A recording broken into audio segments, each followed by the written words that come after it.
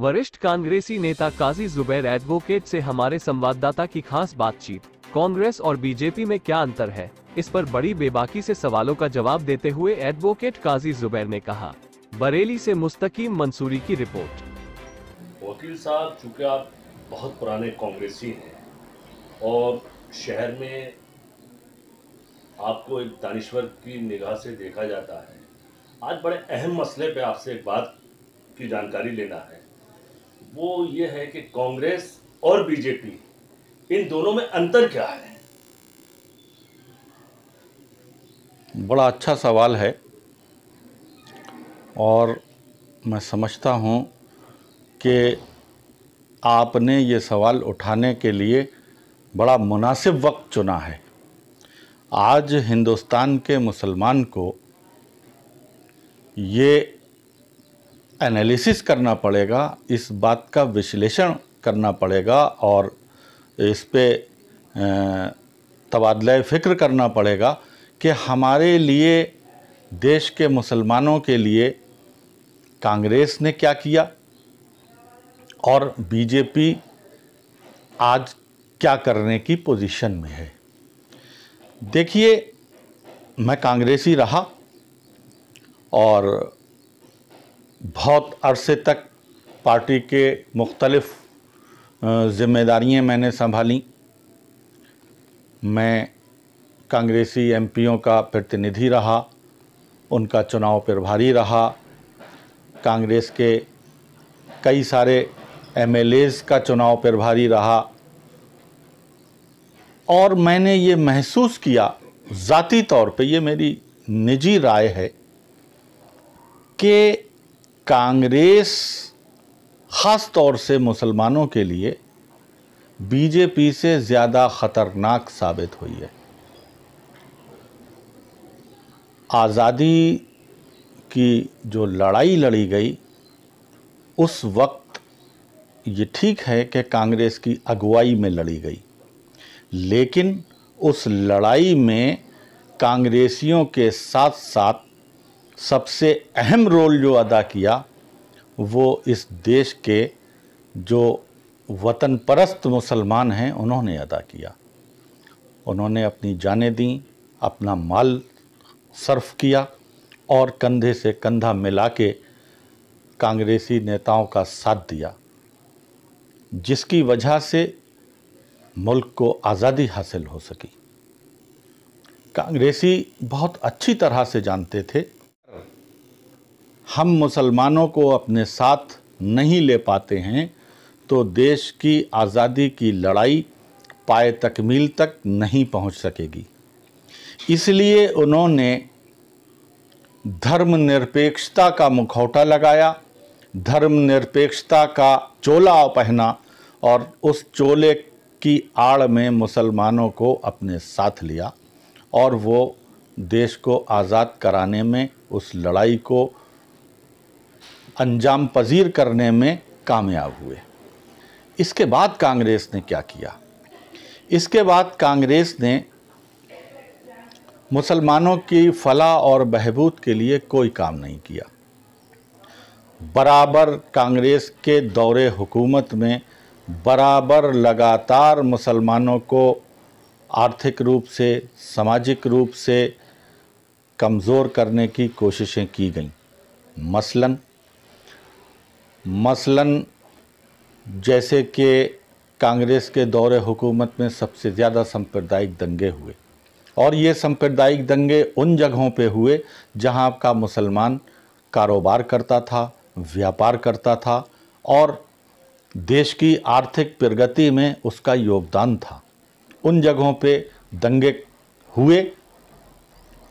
मौजूदा सरकारें जो कि कांग्रेस की थीं, उन दंगों को कंट्रोल नहीं कर पाईं या जो भी वजूहात रहीं, और इन दंगों के नतीजे में मुसलमान को बदहाली और बर्बादी का सामना करना पड़ा। सरकारी नौकरियों में कांग्रेस के दौरे हुकूमत में मुसलमानों का प्रतिशत आज़ादी के समय 12% था, जो कि कांग्रेस के हुकूमत छोड़ते वक्त 1% से कम पे था। दूसरी सरकारों ने अपने राजनीतिक हित साधने के लिए थोड़ा बहुत मुसलमानों को रोज़गार देने का दिखावा किया, जिससे वो परसेंटेज 1 से ऊपर आ गया। लेकिन कांग्रेस ने ऐसा कोई काम नहीं किया। कांग्रेस ने गैस एजेंसियाँ बांटी, पेट्रोल पंप बांटे, अच्छे अच्छे लाइसेंस बांटे और पैसा पैदा करने के, आर्थिक स्थिति बेहतर बनाने के लिए जिन लोगों को कांग्रेस ने नवाजा, वही ताकतें आज कांग्रेस के खिलाफ खड़ी हुई हैं। कहें और कैसे मान लें कि कांग्रेस ने मुसलमानों को मजबूत किया। कांग्रेस ही वो पार्टी है जिसने मुस्लिम बहुल सीटों पे जानबूझ के आरक्षण किया ताकि मुसलमान राजनीतिक रूप से कमज़ोर हों, लोकसभाओं में, विधान परिषदों में, विधानसभाओं में उनका प्रतिनिधित्व कम हो और उनकी बात ना उठाई जा सके। ऐसी जगहों पे को रिजर्वेशन के खाते में डाला गया। इसके बाद भी कुछ जगहों पे जीतने लगे तो परिसीमन की कैंची चला चला के मुसलमानों को कमज़ोर करने की कोशिश की गई। तर्कहीन परिसीमन किया गया सिर्फ इसलिए कि मुसलमानों के वोटों को एकजुट होने से रोका जा सके। ये सब कांग्रेस के ही दौर में हुआ। कांग्रेस के दौर की यूपीएससी की जो लिस्टें हैं आज सोशल मीडिया के ऊपर, इंटरनेट के ऊपर उपलब्ध हैं। उस दौर की लिस्टें उठा के देख लीजिए और आज के 2014 के बाद की सोशल मीडिया की लिस्टें उठा के देख लीजिए। मैं इस नतीजे पे पहुंचता हूं कि 2014 के बाद से मुसलमानों की आर्थिक, सामाजिक, शैक्षिक तरक्की में इजाफा हुआ है। आज हम देखते हैं कि जब आईएएस और आईपीएस के एग्ज़ाम का रिज़ल्ट आता है तो उसमें मुस्लिम नाम भी हमें पढ़ने को मिलते हैं। हम ये भी देखते हैं कि और दीगर नौकरियों में बिना रिश्वत दिए मुसलमानों को नौकरी मिलती है। अभी दरोगा का रिज़ल्ट आया, मेरे जानने वाले कई मुस्लिम बच्चे दरोगा के पद के लिए चयनित हुए। मैंने उनसे पूछा क्या आपको कहीं कोई रिश्वत देना पड़ी, कोई सुविधा शुल्क देना पड़ा? तो उन बच्चों का जवाब था नहीं, हमें एक भी पैसा कहीं पे नहीं खर्च करना पड़ा। तो अब आप अंदाज़ा लगा सकते हैं आज बीजेपी का दौर है, लॉ एंड ऑर्डर बेहतर हुआ है। मोदी साहब, इस मुल्क का बंटवारा हुआ, क्या इसमें कहीं ना कहीं कांग्रेस का हुकूमत करने के मकसद से तो ये बंटवारा नहीं कराया गया था? बिल्कुल। उस वक्त के जो लीडरान थे और जो नीति निर्धारक थे वो किसी भी कीमत पे पंडित जवाहरलाल नेहरू को प्रधानमंत्री बनाना चाहते थे, जबकि बहुत से लोग इसके फेवर में नहीं थे। वो पंडित जवाहरलाल नेहरू से ज़्यादा योग्य सरदार वल्लभ भाई पटेल जी को समझते थे, उन्हें प्रधानमंत्री के रूप में देखना चाहते थे। लेकिन जिन्ना को हथियार बना के आपको ये भी जहन में रखना होगा कि जिन्ना का जो कनेक्शन है और जिन्ना का जो हस्बो नस्ब है वो मुसलमान नहीं है। जिन्ना जो थे उनकी पूर्वज गुजराती हिंदू थे। किसी वजह से, गुस्से से, ना कि आस्था की वजह से जिन्ना ने दिखावे के लिए मुस्लिम धर्म इस्तेमाल का चोला ओढ़ लिया और मुसलमान बन गए, और उन ताकतों ने उनको इस्तेमाल किया और सरदार वल्लभ भाई पटेल को प्रधानमंत्री के पद से रोकने के लिए उन्होंने देश का बंटवारा करा दिया। देश के बंटवारे से सबसे ज़्यादा नुकसान अगर किसी को हुआ तो वो मुस्लिम कौम को हुआ और सबसे ज़्यादा फ़ायदा कांग्रेसियों को हुआ। वकील साहब, अब एक सवाल यहाँ पर उत्तर प्रदेश का मुसलमान इस दोराहे पर खड़ा हुआ है कि वो भाजपा को हराने के लिए कांग्रेस के साथ जाए या भाजपा को हराने के लिए समाजवादी के साथ जाए, बहुजन समाज के साथ आए, तो ऐसे में किसको आप बेहतर समझ रहे हैं जो कि मुसलमानों के हक में बेहतर काम कर सकता है? देखिए, हम कांग्रेस को भी देख चुके, हम बीएसपी को भी देख चुके।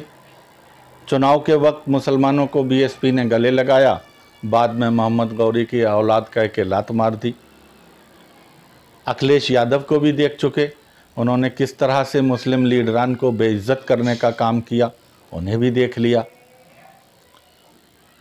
जहां तक सवाल बीजेपी का आता है, तो कहीं ना कहीं उन लोगों को, उन मुसलमानों को अपने फैसले के ऊपर गौर करना पड़ेगा कि पानी पी पी के बीजेपी को गाली देने से उन्हें क्या हासिल हो रहा है।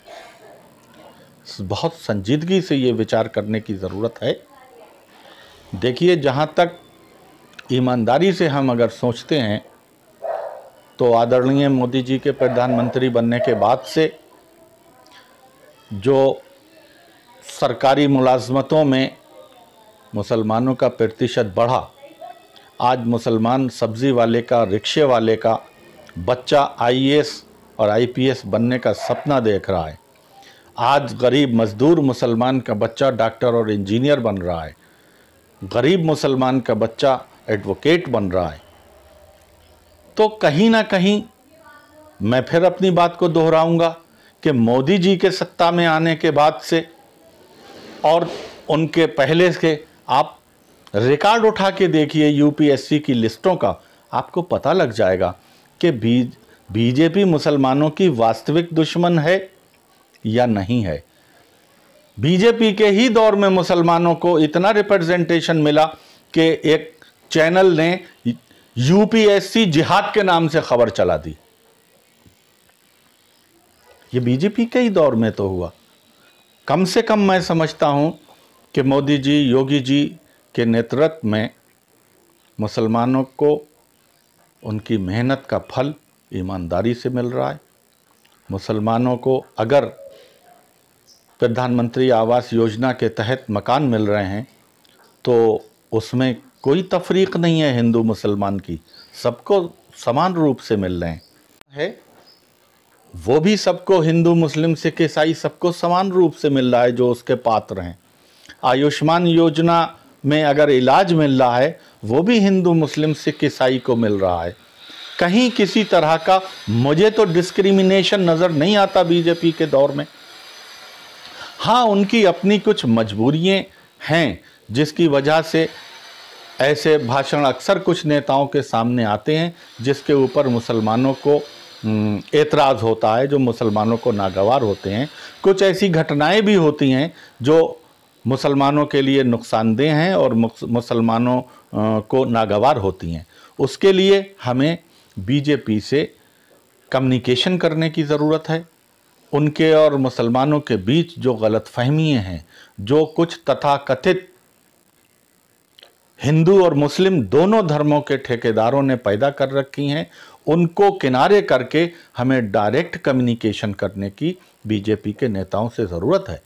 और मुझे आखिरी सवाल कि ऐसी सूरत हाल जो कि इस वक्त है, इसमें मुस्लिम बुद्धिजीवी और हमारे धर्म गुरुओं की क्या भूमिका होना चाहिए? धर्म गुरुओं को से तो मेरी दरख्वास्त यही है कि वो अपने को सिर्फ धार्मिक क्रियाकलापों तक सीमित रखें तो ही बेहतर है। वो चाहे मुस्लिम धर्म गुरु हों या हिंदू धर्म गुरु हों या सिख धर्म गुरु हों या ईसाई धर्म गुरु हों, सबको सिर्फ अपने जो गतिविधियां हैं वो धार्मिक गतिविधियों तक सीमित रखना चाहिए। राजनीति करने का काम उन लोगों का है जो राजनीति में पारंगत हैं, जिनका दृष्टिकोण विस्तृत है, जिनका सोच का दायरा बड़ा है। उन लोगों का काम राजनीति करने का है, जो हिंदू मुस्लिम सिख ईसाई के चश्मे से एक दूसरे को ना देखें, जो सिर्फ हर हिंदुस्तानी को हिंदुस्तानी के रूप में देखें और इस देशवासी एक देशवासी के रूप में देखें और समान रूप से देख के उनकी फलाह और उनके बहबूद के लिए योजनाएं तैयार करें और उनको ज़मीन पे उतारें। बुद्धिजीवियों ने, मुझे ये कहने में कोई झिझक नहीं है कि बुद्धिजीवियों ने, ख़ास तौर से मुस्लिम बुद्धिजीवियों ने अपनी जिम्मेदारी कौम के प्रति सही तरह से नहीं निभाई आज तक।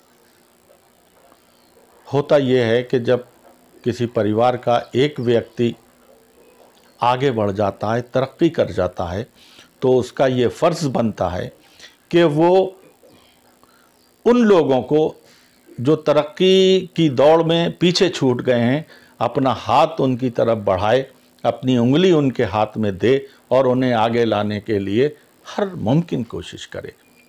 मुस्लिम बुद्धिजीवियों ने ऐसा नहीं किया, मुझे इस बात का अफसोस है।